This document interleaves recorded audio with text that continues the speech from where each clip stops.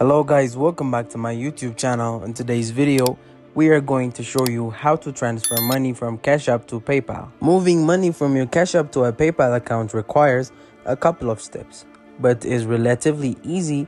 First, with a bank account already linked to your Cash App, move that money into your bank account by tapping on the balance or banking icon in the bottom left corner. Then tap withdraw and choose the amount you want to eventually transfer to PayPal.